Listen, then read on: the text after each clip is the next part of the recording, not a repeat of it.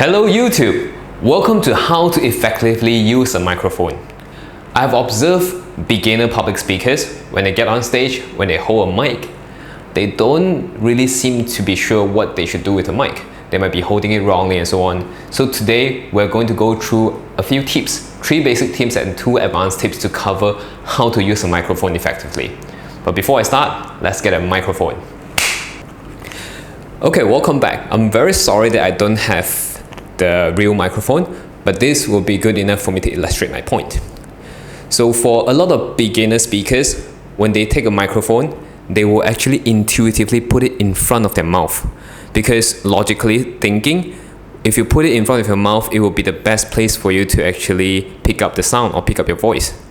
But the problem with this is that when you are actually speaking some words that has a p or the air pushing out of your mouth, you will have some kind of annoying sound for your audience. For example, if you were to say put, paste, this you will create a p sound. So what I recommend you to do is to actually put your microphone down a little bit lower than your mouth. Then you can actually speak comfortably. If you were to speak put, p, paste, this kind of sound with p, air pushing out, you will not create that kind of annoying sound. Then another thing is, you might ask, how far should I actually position my microphone from my mouth? So in an ideal world, you'll be able to go to the venue and check to make sure the volume is comfortable for your audience. But what if someone actually screwed up the sound system? You cannot go there and actually fix it. So you can actually vary your volume through the distance of your microphone and your mouth. How do you do it? If you want it to be softer, now I'm still speaking in the same volume, this will actually go softer if you pull the mic away from your mouth. But if you to actually put it closer to your mouth, now this will actually make you sound louder. So louder, softer, louder, softer, louder, softer. But of course, once you have find the correct volume, keep it there. Because if you move up and down, this will be very annoying for your audiences. Now, the third tip is a lot of new speakers, when they speak, they will be talking about some important points and then they will be moving away and then they will be actually moving to the other part to actually look at different audiences. If you notice, when I was moving away, if I were to only move my head, you will not be able to hear something. So if you were to actually move your head, this will actually be quite uncomfortable for your audience. So if you want to move your head, if you want to look at different parts of your audience, move your upper body. Turn right with your upper body, turn left with your upper body. When you first try this, it will feel awkward or unnatural, but with practice, this will be like a second nature.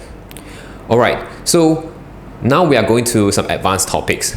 So a lot of people who hold a wireless microphone for the first time, sometimes they will be actually holding at the bottom.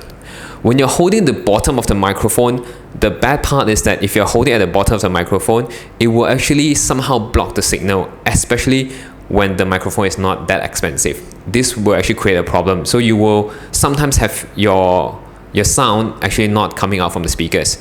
So the best part is to actually hold the middle. Then you might ask, what if I hold at the top part? If you hold at the top part, you might actually rub and create some noise or so. That is not recommendable.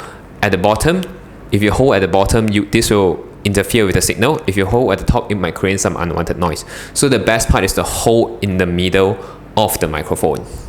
Now, for some of you who are actually emceeing a ceremony, you might need to actually have some notes, because some of you do not want to mispronounce the names of important people. So in the modern world, most people will actually jot their notes in their phones.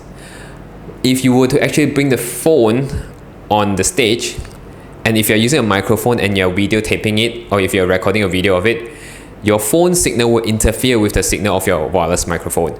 So when you speak, you might not hear the interference, but your video might pick up that interference, and that will make your video sound bad. So what if you need to actually take your notes up? Just rely on a good old note cards. So that will be good enough. So a very quick recap of what we have actually talked about. So when you're actually speaking with a microphone, position the microphone below your mouth, not in front. Second, if you want to actually become louder, you can actually move it closer to your mouth. If you want to actually become softer, you can move it away from your mouth. Third, when you want to move to see your audience, move your upper body. Don't move only your head.